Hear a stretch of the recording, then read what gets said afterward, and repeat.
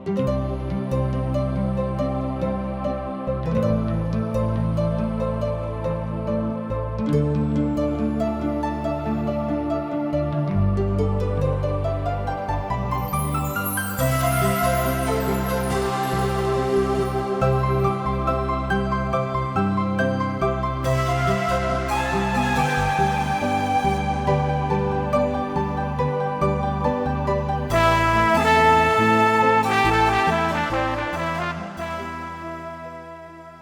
सब जिंदगी की राह देख रहल बानी।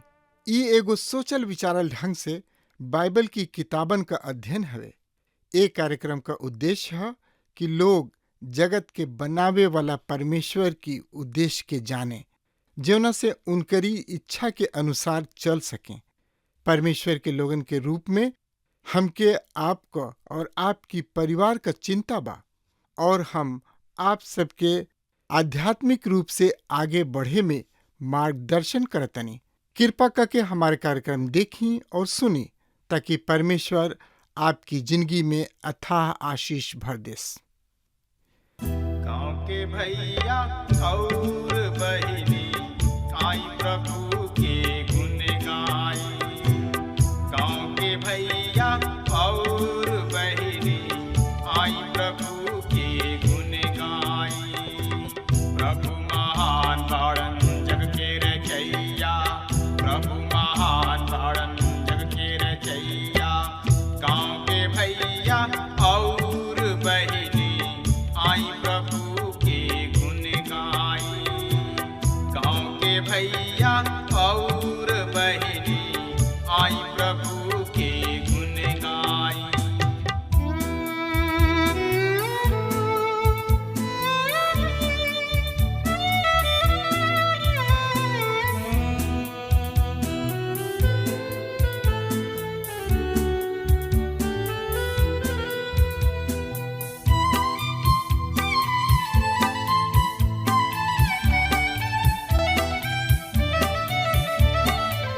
आकाश के तरई बन के चिरई उनकर भजन करे।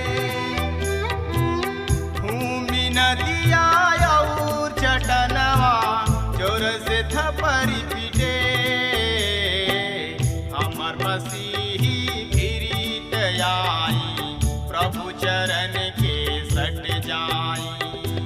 प्रभु महान बाड़न जग के रचैया, प्रभु महान बाड़न जग के रचैया। गाँव के भैया और बहिनी आई प्रभु के गुण गाई।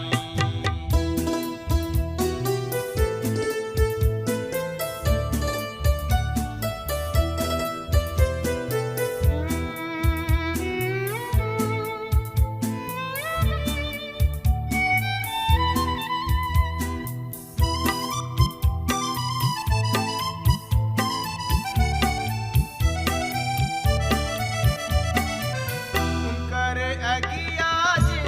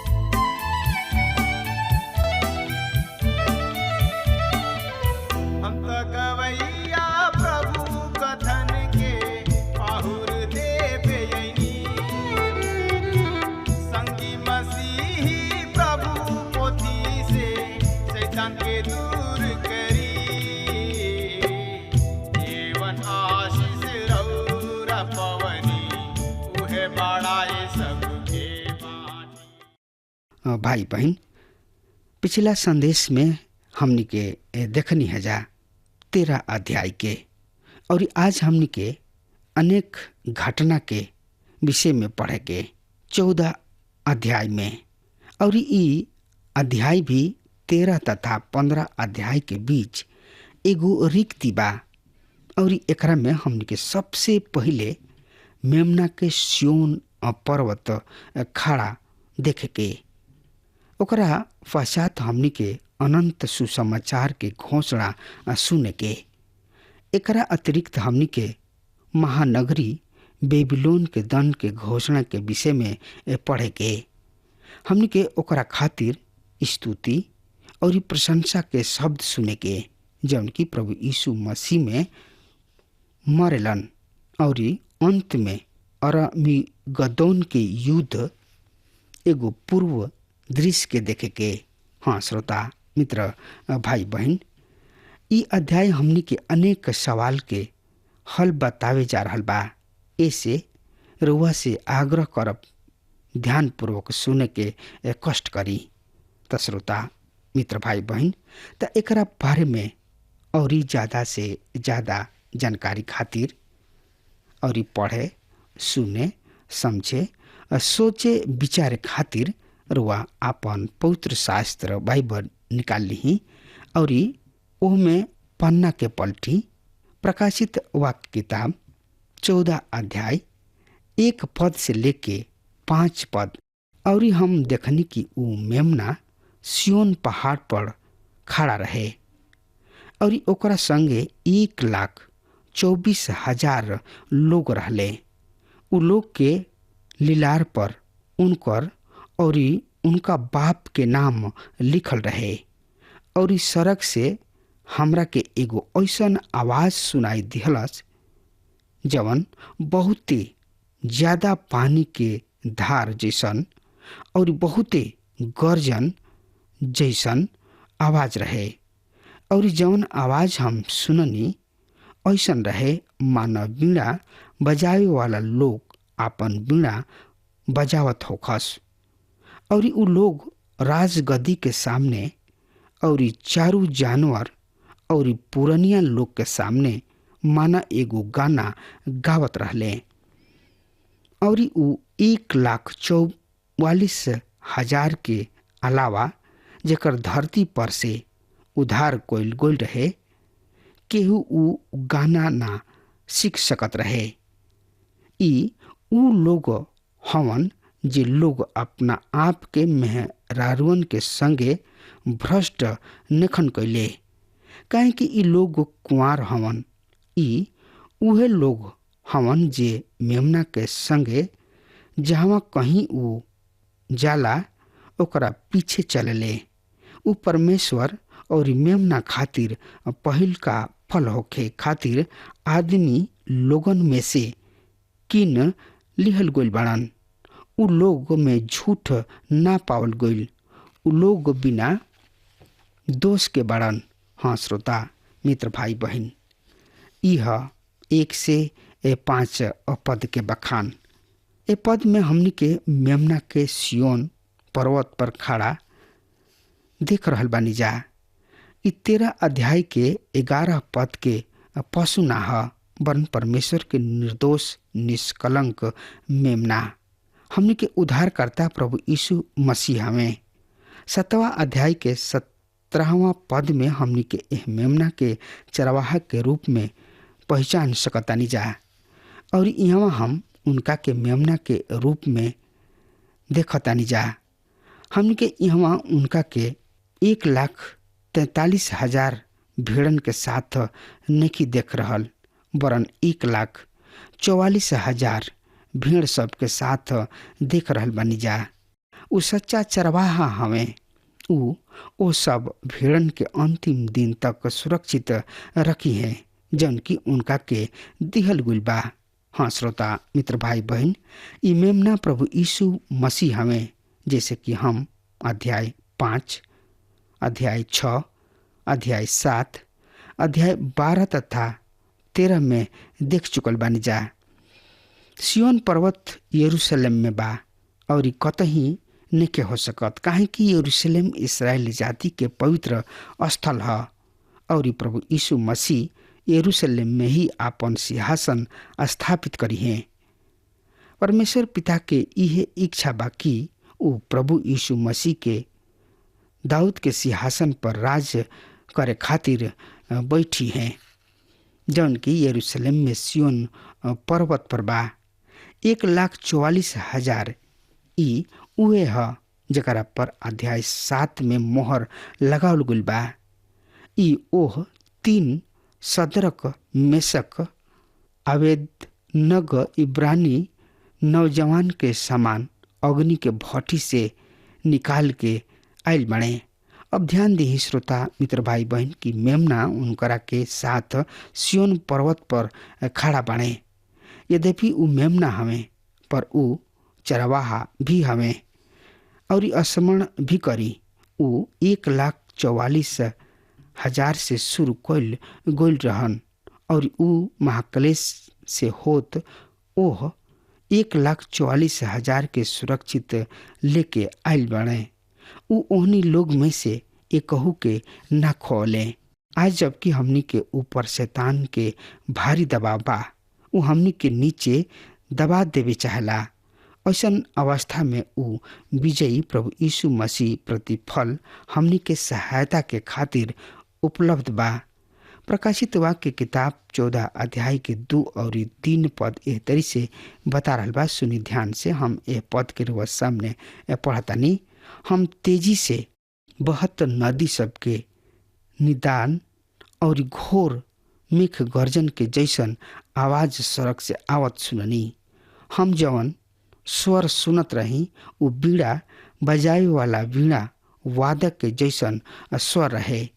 उ आदमी सिंहासन के सामने और 4 गो प्राणी एवं धर्म वृद्ध सब के सामने माना एगो नया गीत गावत रहले। ओ 1,44,000 आदमी सब के सिवा जकरा के पृथ्वी पर से खरीद लिहल गइल रहे और केहू उ गीत ना सीख सकत रहे। हाँ श्रोता मित्र भाई बहन, कारुआ कभी 1,44,000 लोग द्वारा गावल गइल गीत के कबहू सुनले बानी? श्रोता मित्र भाई बहन, यहाँ 1,44,000 लोग के सिंहासन के सामने एगो नया गीत गा रहल बने। एकरा के क्वायर कह सकतानी। उन्हीं लोग के गावे के आवाज बड़ा ही गर्जन के शब्द के समान सुनाई देत रहे। ए बिंदु तक पृथ्वी सड़क के साथ एगो स्वर ना रहे, पर अब बा, काहे कि शैतान के राज समाप्त हो गइल बा और मेमना सिंहासन पर विराजमान बा। आज पृथ्वी पर सब कुछ उल्टा पुल्टा बा, पर मसीह के 1000 बरिस शासन काल के समय सब कुछ ठीक होई। श्रोता मित्र भाई बहन, ये 1,44,000 के अतिरिक्त जौन की एह पृथ्वी पर छड़ाउल गुल रहन, कोनो अन्य ओह गीत के ना गावे सकले। पृथ्वी पर से मोल लिहल गोयला के अर्थ जौन की एह पृथ्वी पर मसीह के 1000 वर्षीय राज के खातिर मोल लिहल गोल रहले। उनका के स्वर्ग में या ले गोल रहले आसमान रहे। श्रोता मित्र भाई बहन, ई पृथ्वी पर मसीह के 1000 बरिस के राज के चित्र है और ई लोग पृथ्वी पर रही हैं, कहे कि अविश्वासी संसार ए पृथ्वी पर से नाश कर दिहल जाइ हैं। श्रोता मित्र भाई बहन, हमके पढ़तानी जा कि ओह 1,44,000 लोग के अतिरिक्त अन्य कोनो ओह गीत के ना गावे सकले। ई छुटकारा के गीत है। आज भी हम प्रार्थना सभा में अथवा आराधना सभा में देखतानी कि सब लोग गीत गावे खातिर आपन मुंह ना खोलेलन। पर प्रिय श्रोता मित्र भाई बहन, स्मरण रहे, ई छुटकारा के गीत है और ये अविश्वास और भटकल भुलाइल आदमी कदापि नेके हो सकत। यदि वह कोनो अविश्वासी या बिना मोक्ष पौले आदमी से छुटकारा के गीत गावे के बाध्य करतानी त एकर अर्थ कि रुआ ओकरा से झूठ बोलवावे चाहतानी। भजन संहिता 107 के 1 और 2 पद पर ध्यान दीही। वहाँ स्पष्ट बा कि परमेश्वर के छोड़ावल गोइल ही उनकर महिमा स्तुति के गीत गा सकेले। परमेश्वर के धन्यवाद कर काहे कि ऊ भला हमें, उनकर करुणा सदा के ह। परमेश्वर के छोड़ावल गोइल जिन्हें ऊ शत्रु के हाथ से छोड़ावले बने, ऊ सब यही तरीका है। हाँ श्रोता मित्र भाई बहन, केहू ना वरन परमेश्वर छोड़ौले ओकरे के ही ई कह सकताड़े कि परमेश्वर भला हमें। मित्र, 1000 वर्षीय राज के समय में स्वर्ग और पृथ्वी एगो अद्भुत रीति से एक ही स्वर में बोली है। ई कैसन विरोधाभास बा। अध्याय 13 में संसार पशु अगुवाई में परमेश्वर के विरुद्ध विद्रोह कर रहल बा और यहाँ 14 अध्याय में मेमना के नेतृत्व में स्वर्ग पृथ्वी पर शांति बा। त श्रोता मित्र भाई बहन, त एकरा बारे में और ज़्यादा से ज़्यादा जानकारी खातिर वह हमरा संगे पढ़े समझे सोचे विचारे खातिर वह हमरा संगे अपना पवित्र शास्त्र बाइबल के पन्ना पलटी और उनमें देखी श्रोता मित्र भाई बहन प्रकाशित वाक्य किताब 14 अध्याय 4 और 5 पद के हम रुआ सामने एक खाली फिर से पढ़ब। ई उ लोग हवन जे लोग अपना आप के मेहरारून के संगे भ्रष्ट नखन कैले, काहे कि ई लोग कुंवार हवन। ई उहे लोग हवन जे मेमना के संगे जावा कहीं उ जाले उनका पीछे चले ले। उ परमेश्वर और मेमना खातिर पहिल का फल होखे खातिर आदमी लोग में से किन लिहल गोइल बाणे। उ लोग में झूठ ना पावल गोइल, उ बिना दोष के बाड़न। हाँ श्रोता मित्र भाई बहन, ये 1,44,000 उ हमें जन की स्त्री सब द्वारा खुद के भ्रष्ट नइखे कइल गोइल, काहे कि उ कुंवार हमें। एकर का अर्थ बा श्रोता मित्र भाई बहन? महाक्लेश काल में लैंगिक संबंध सब पर बहुते बल दिहल गइल बा। स्पष्ट बा कि अनैतिकता मनुष्य पर प्रबल हो जाई, पर ई 1,44,000 लोग खुद के ए अनैतिकता से बचा के रखी हैं। उ महाक्लेश युग के ए महापाप से दूर रखी हैं। मित्र, ए बेविचार के आत्मिक दृष्टिकोण का हो सकता?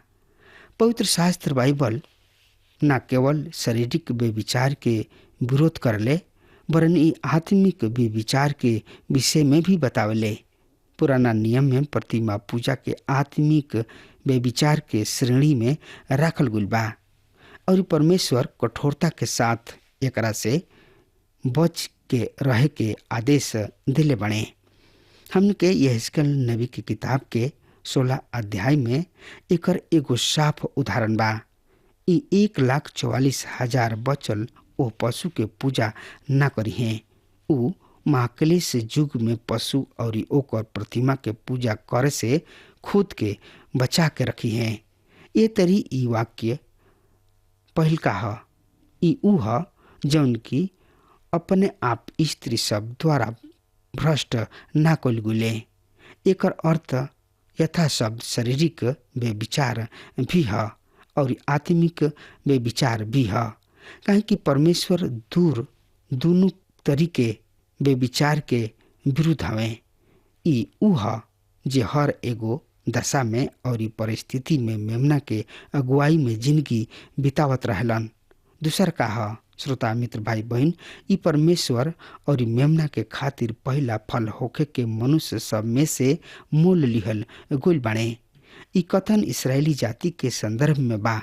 आज यहूदी लोग मसीह के ग्रहण करे के तैयार नइखन, पर परमेश्वर 1,44,000 के अलग क लिहल गोइल बा, जौन की महाक्लेश काल में प्रभु यीशु मसीह के अनुसरण करी हैं ऊ सत्य के गवाही दी हैं। प्रकाशित वाक्य की किताब 11 अध्याय 15 और 16 पद के देखी।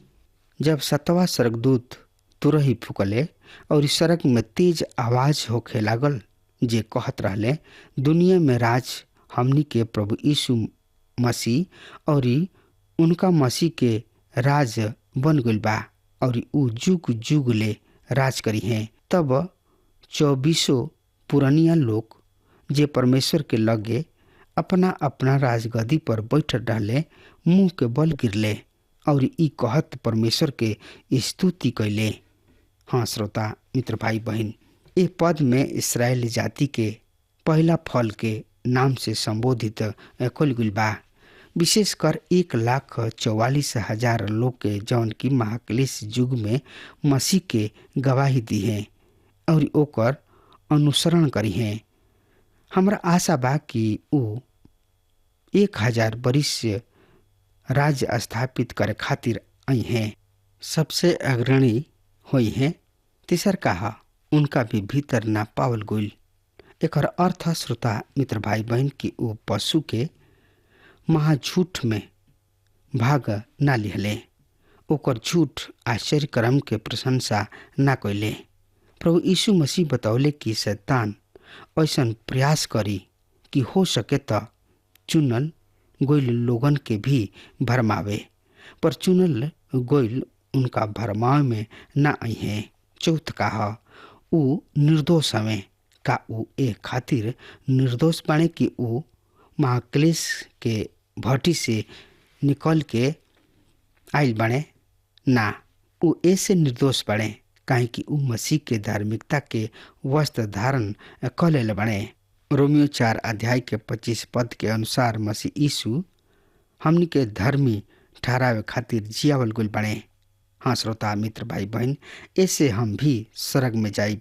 हम स्वर्ग में ऐसे जाइब कि हम बढ़िया और उत्तम कार्य कइल गइल बा, वरन ए खातिर कि परमेश्वर हमनी के पाप सबके अपना अनुग्रह के द्वारा बचौले बाणे। हाँ श्रोता मित्र भाई बहन, अब हमार समय खत्म हो रहा बा, तब तक खातिर वो हमरा के आज्ञा दी।